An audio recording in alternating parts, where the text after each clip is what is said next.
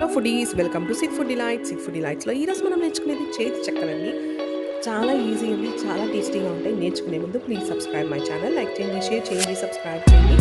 మీ విలువైన కమెంట్స్ని కమెంట్స్ రూపంలో తప్పకుండా తెలియచేయండి. అలాగే బెల్ ఐకాన్ని ప్రెస్ చేయడం మాత్రం మర్చిపోకండి. ఎందుకంటే కొత్తగా నేను ఏ వీడియోస్ అప్లోడ్ చేసినా వాటి నోటిఫికేషన్ మీకు వెంటనే రావాలంటే please press the bell icon. మరింత కాల్సం లెట్స్ స్టార్ట్.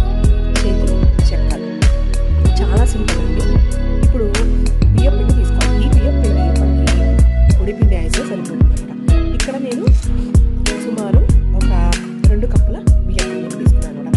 దీంట్లో కాస్త కొత్తిమీర, కరివేపాకు, అలాగే కొద్దిగా మైదాని యాడ్ చేయండి. కొద్దిగా అంటే ఒక 1/2 కప్ సరిపోతుంది అనమాట. అలాగే కొద్దిగా జీలకర్ర, అల్లము, పచ్చిమిర్చి వేసుకుని యాడ్ చేసేసి ముందు ఇవి బాగా కలిసేలాగా మొత్తం పిండి అంతా కలుపుకోండి.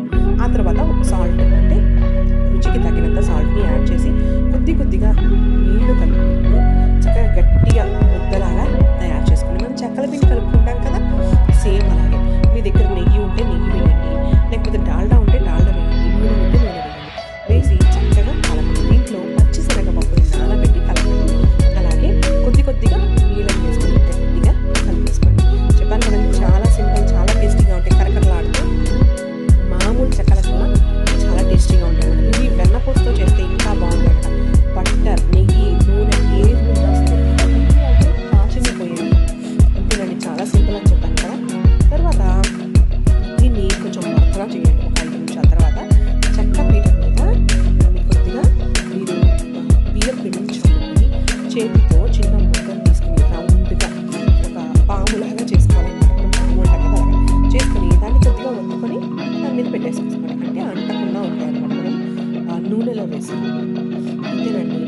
ఇక్కడ నేను చూపిస్తున్న విధానంలో ఒత్తుకొని మీరు ఒక 10-20 తయారు చేసుకున్నాక వేడి నూనెలో వేయండి.